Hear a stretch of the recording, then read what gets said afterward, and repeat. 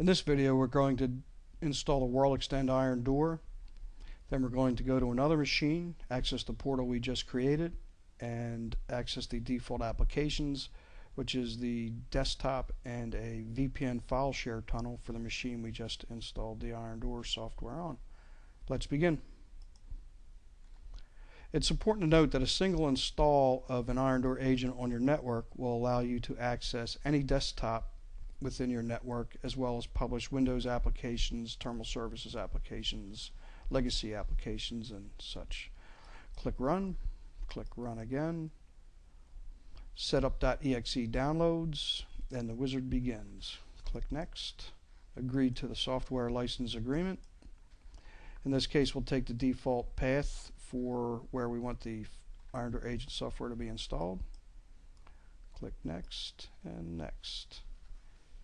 This step could take a minute or two depending on the speed of your internet connection.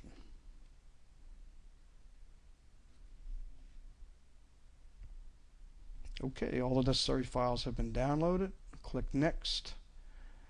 It does a quick test to ensure we can connect to the WorldExtend server. Click Next, and we'll enter our credentials. Your WorldExtend portal will be based on the credentials you enter here, mainly your company name, which can be changed.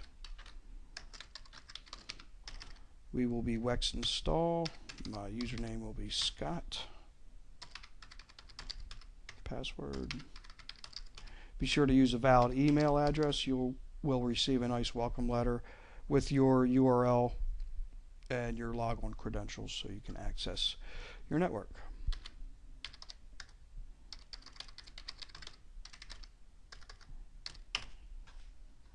Click Next. And your IronDoor agent displays. Click Next to do a network test. This test will test connecting to the server. It will test an outbound connection, and it establishes a 0-port TCP/IP connection. If everything went well, you will see your network is properly configured as it is. Click OK. Click Next. Your IronDoor agent will start. You will see a notification pop up. Your IronDoor agent icon appears in your taskbar. It will be green, and everything went well. It is installed. Simple as that. Thanks, and we will now go over to another machine and test this portal.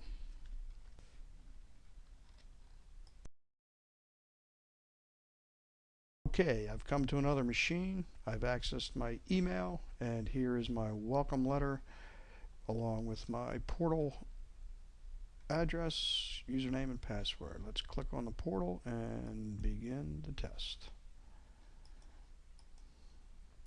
First time you access your portal, you're required to install the ActiveX control for WorldExtend. Click the yellow bar, install ActiveX control.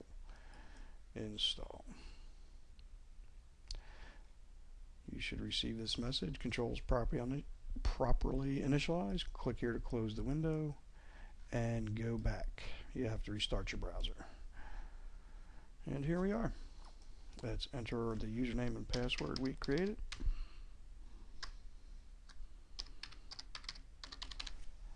And log into our WorldExtend portal.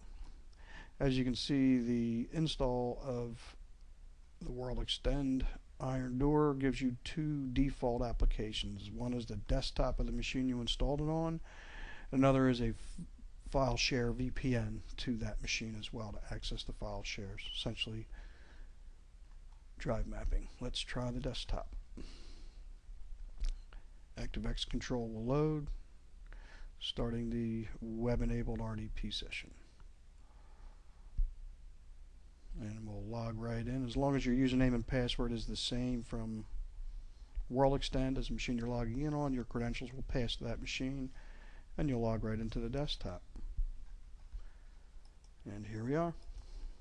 Here is our remote desktop. Everything that's granted through your privileges to log on as a user on that machine will be available here. Now you can control the screen size, color size, drive sharing, and printer sharing through user preferences, which we'll address in another video called Managing Your System and Preferences. Now let's try the file share. The file share requires another ActiveX. You'll have to install that.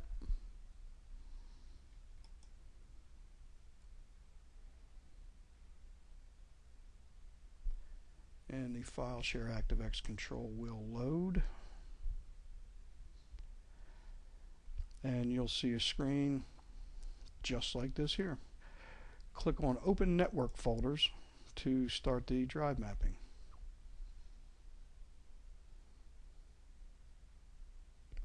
Now what has happened here is that ActiveX control and this drive mapping has installed a Microsoft Virtual Network adapter addressed as 10.99.99.99 on your system.